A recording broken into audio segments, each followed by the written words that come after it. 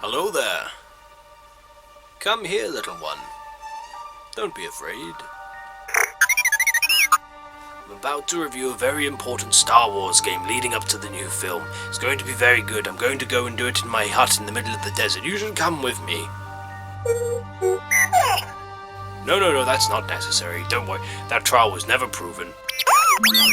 Fine, if you don't want to go, then you can stay here. I'm going to do a review in the hut, in the middle of the desert. There aren't any children there. It's fine. Well, you can stay here then. I don't give a fucking shit. Come on, fucking hanging around the desert, being a piece of... Okay. There we go. Oh. Anyway, I'm assuming you all followed me here for a reason, and I have something to show you that may well blow your minds. A video game so great, its like has never been seen in over a decade.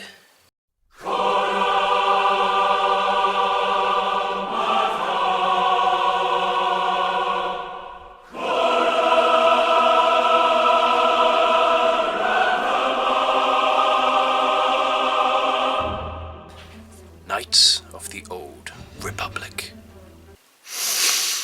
Knights of the Old Republic. This game is one of my favourite games of all time, and one which I've played several times over. Created by BioWare and released for the original Xbox on July 15, 2003, this game was also ported to Mac OS, PC, and today is even available on Steam. If BioWare sounds familiar to you, it should, as these are the guys who created Dragon Age, Mass Effect, and its newest iteration, Star Wars The Old Republic. If you're a fan of any of these games, you'll definitely see where a lot of their design and mechanics come from, particularly in this game.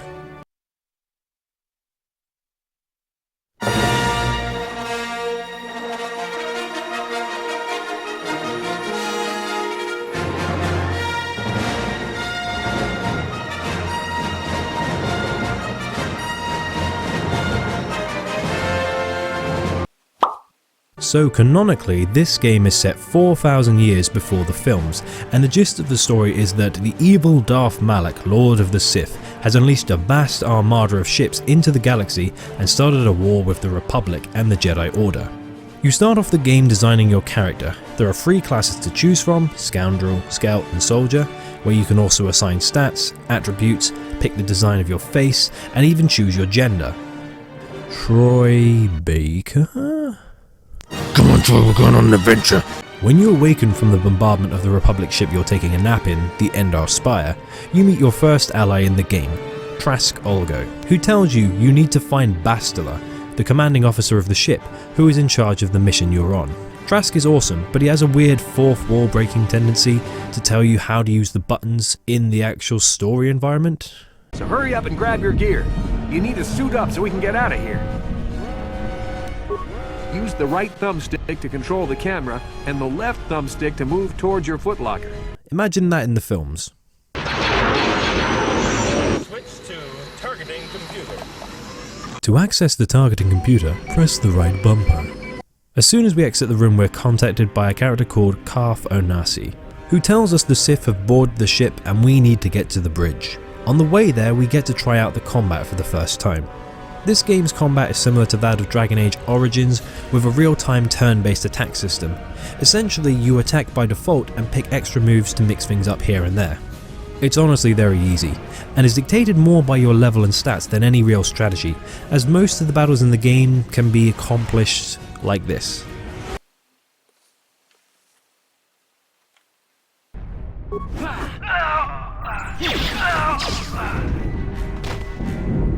Even in the opening moments of the game, there are a lot of cool weapons we get to try out. There are blaster pistols, blaster rifles, grenades, even things called vibroblades. Okay, the bridge is empty. Thanks for waiting, Karth. Selfish prick. So now we need to get to the escape pods. However, on our way there, we bump into some more trouble. There's something behind here. Damn, another Dark Jedi! I'll try to hold him off. You get to the escape pods. Go!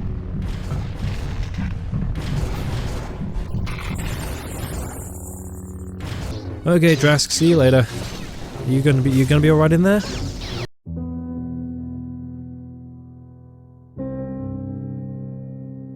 One of the really cool aspects of this game is also introduced in the tutorial: planning your attack.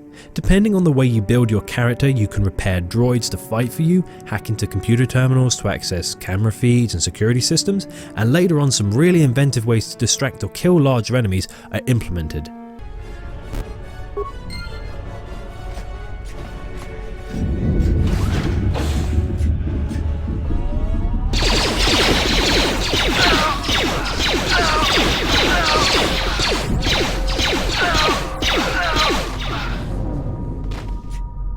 Whoa, man.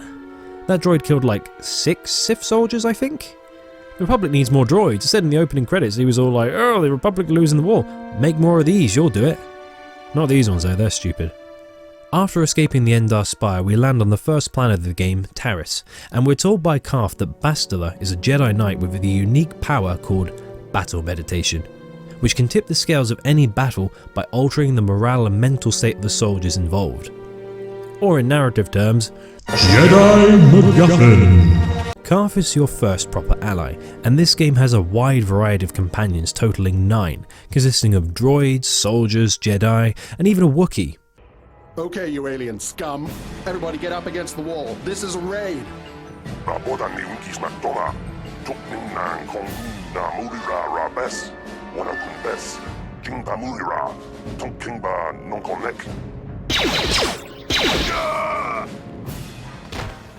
What a dick. Taris is the first world you get to explore, and even as an extended tutorial area, it's got so much to do in it.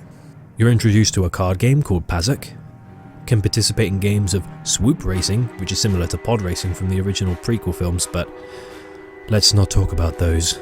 You can help people in need, trade equipment, explore various locales, and even get to try out an arena of combatants to fight.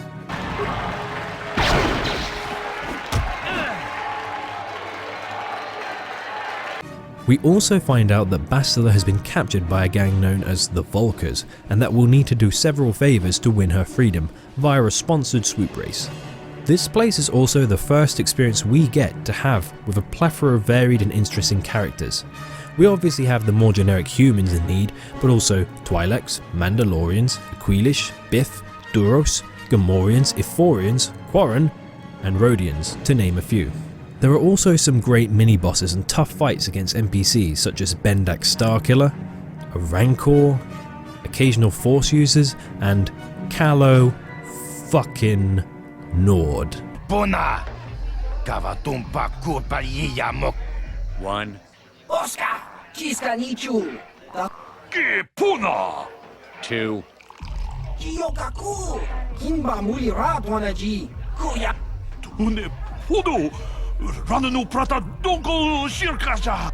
Three.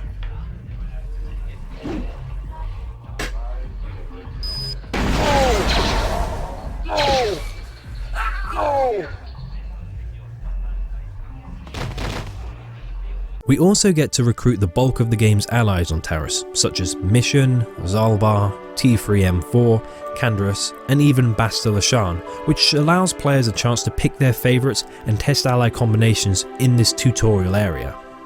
Wait, I don't believe this. You're one of the soldiers with the Republic fleet, aren't you? Yes, I'm sure of it. How did you end up racing for these swoop gangs? Save me. Is that what you were trying to accomplish by riding in that swoop race? Well, as far as rescues go, this is a pretty poor example. You ungrateful bugger. So by the end of this planet, you'll not only have the majority of party members, some extra credits, completed quests, and many glories won, but you'll also get your own ship, the Ebonhawk.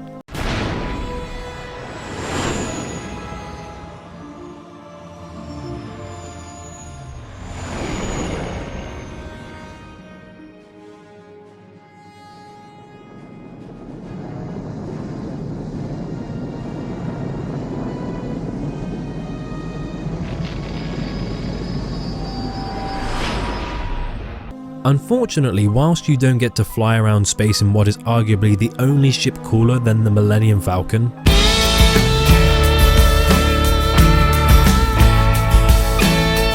it does allow you to wander the various rooms to chat with squad members, and also has a laser cannon from which you can fight off Sith fighters during specific set pieces, and it's kind of your hub area in the game.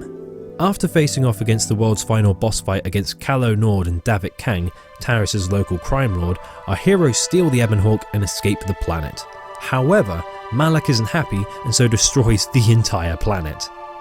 Wipe this pathetic planet from the face of the galaxy.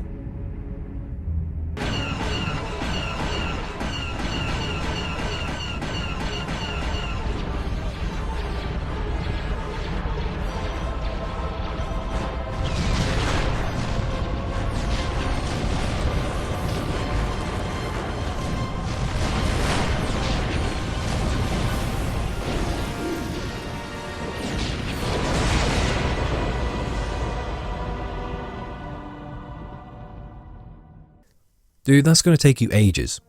One ship firing lasers from orbit. What are you trying to do?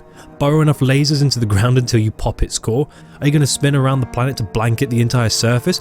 Think it through, man, you're a Sith Lord. You got rep to build. Next we head over to Dantooine and meet the Jedi Council. Oh look, Yoda. Wait, you're not Yoda. Well, you need a Yoda species Jedi in every Jedi Council. It's tradition in Star Wars. Upon speaking with the Jedi Council, they tell you you've got enough power to learn to use the Force, and within a few minutes of gameplay, you're able to use Force powers, build a lightsaber, and prove yourself as a Jedi Knight. That is, after you learn the Jedi Code. There is no emotion.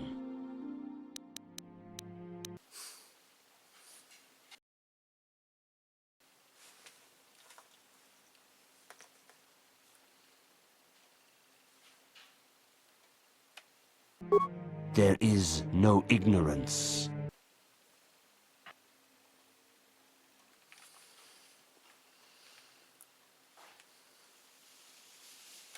There is no passion. While exploring Dantooine, you see a major shift in your main character's abilities, which if you start the game as a blaster heavy soldier, you can still follow this path. You might as well go full Jedi. Because of all of the characters in the game, Jedi have the most variety and are generally, by far, the best to use. Another cool part of the game is the fact that your companions occasionally bicker, argue and chat to each other about their situation and opinions. I'm disappointed in you, Karth. I thought a warrior like you would understand. I'm not a warrior, I'm a soldier. There's a difference. Warriors attack and conquer, they prey on the weak. Soldiers defend and protect the innocent, mostly from warriors. Nice speech. I bet you tell yourself that every night so you can sleep.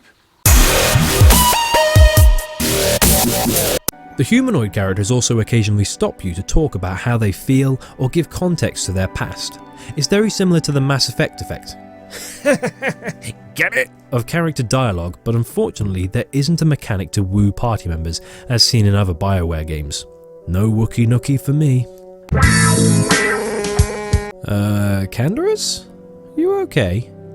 Anyways, after dicking about in Dantooine a while, you follow your vision predating your arrival into an ancient looking tomb. Inside, you find a star map, hinting at the location of a weapon Darth Malak is using to build his seemingly unstoppable armada. Upon leaving the planet, you're given several options as to where to go next to explore, in search for the 4 maps you'll require to piece everything together. This is amazing as it allows you to pick where you want to go when you want to, and even gives subtle changes to the interactions you'll have when hopping planet to planet, depending on the order you choose. You'll get to explore Tatooine, Kashyyyk, Manaan and Korriban.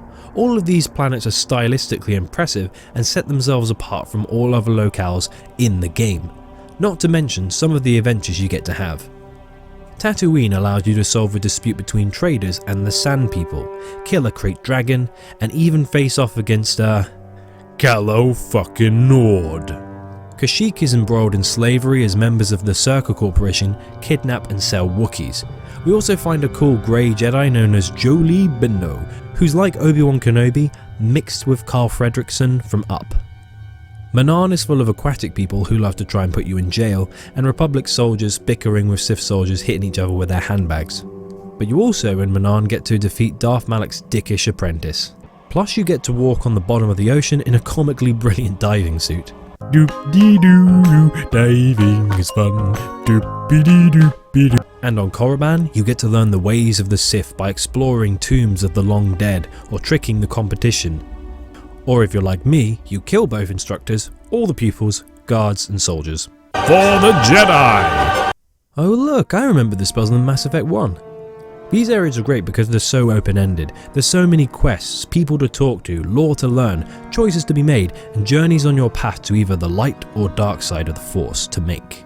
However, before you find the star map on your final location, you get captured by Admiral Saul, Darth Malak's second in command, and Carth's former commanding officer. You pick a squad mate to help free you from captivity, though for some reason Bastila's blatant racism prevents you from choosing Zalbar the Wookiee. To end the level, we fight our way to the bridge and have a quick boss fight against Saul.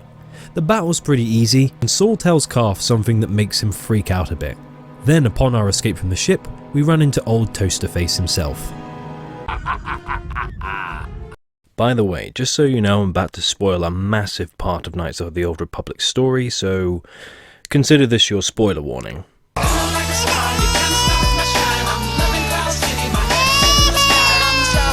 During all you've done in the game, you've been told all about the Dark Lord of the Sith, Revan, Malak's master, discoverer of the Starforge, Jedi General in the Mandalorian Wars, mask aficionado, is you.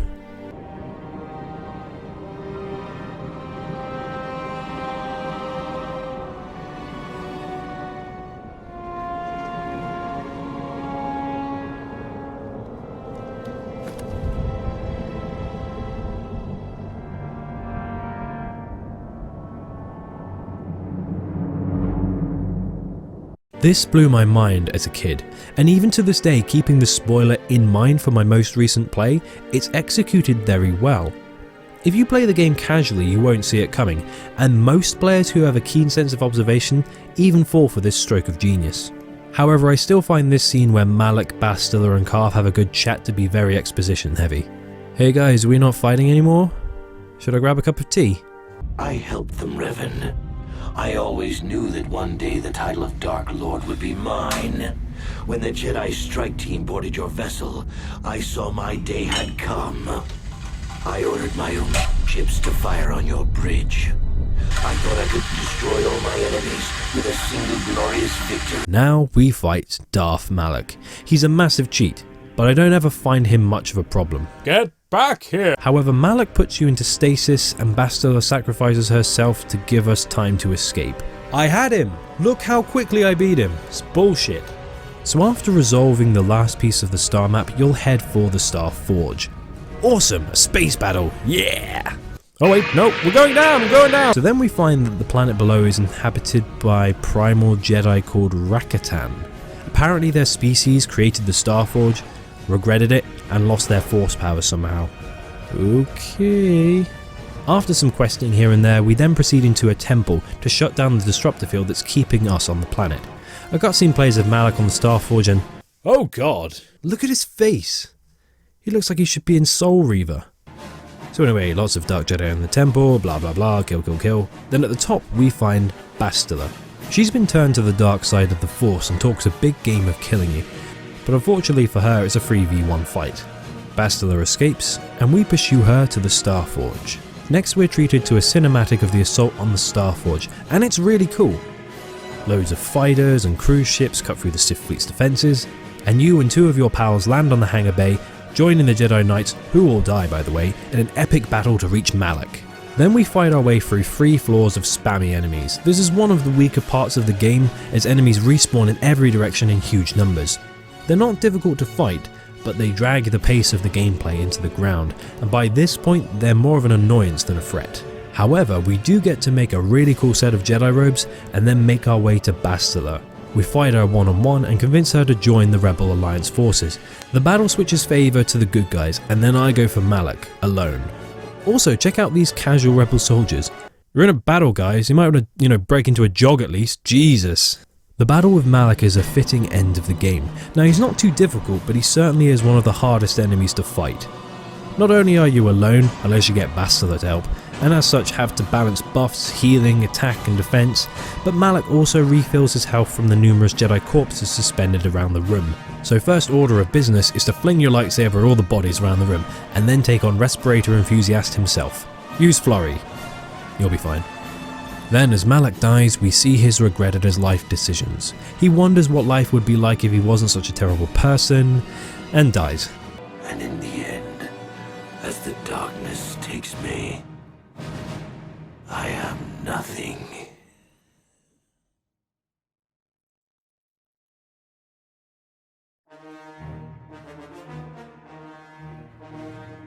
The Republic destroy the Starforge, the crew of the Ebon Hawk flee, and medals are given out on the planet below.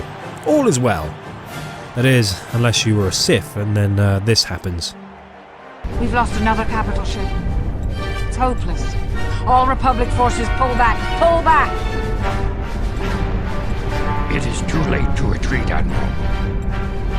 The Sith Armada has cut us off. There is no escape for us now. Then the Republic is doomed.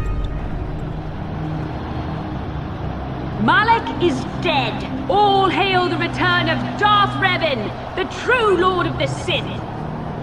All hail Lord Revan! All hail Lord Revan! All hail Lord Revan! The Sith bow before you.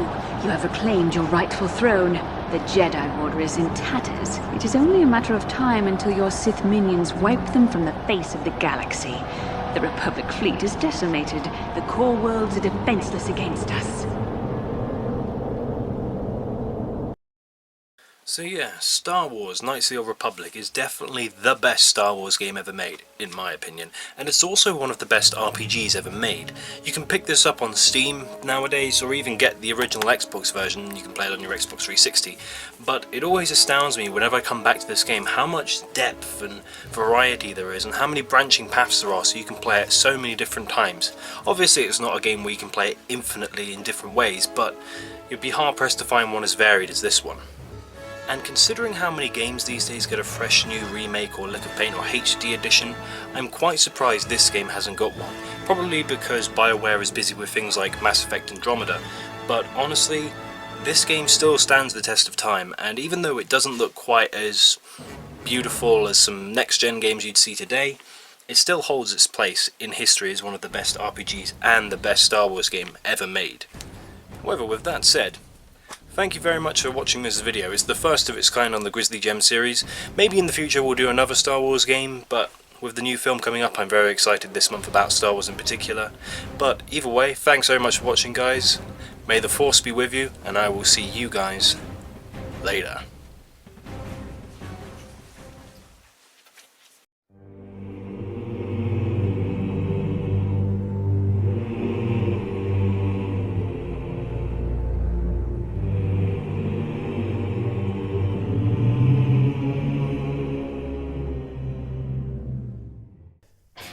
Hey guys, thanks very much for watching this video. It took me a bloody long time to complete. There was a lot of footage, you know, there's like a 20-hour game, setting it all up, editing and going over reruns, but I'm pretty happy with the first ever Grizzly Gem. I'm hoping to get these out every month or two, but again, we'll have to see how that goes. If you really enjoyed this video, then I'd appreciate anything you could do to help. Whether it be a like or even sharing it to one of your friends, it really means a lot to my channel, and it essentially gives me more feedback on what I should improve and change to make this a better series in total. However, below you'll find two videos. If you want to watch more of what I do, we'll have a Grizzly Gauntlet video on the left, which is a series I do with a game I've never played before, and I do something very similar to the format of this episode. And I'll also put a link to one of my list videos, the most recent one. I believe it's the 7 video games that made me almost shit my pants. No, that was an October special one. But either way, thank you very much for watching this. I hope you guys enjoyed it, and I hope you enjoy the new Star Wars film. I don't know if it's going to be any good or not, but at least it can't be any worse than the prequels. Either way, thanks very much guys, and I'll see you guys later.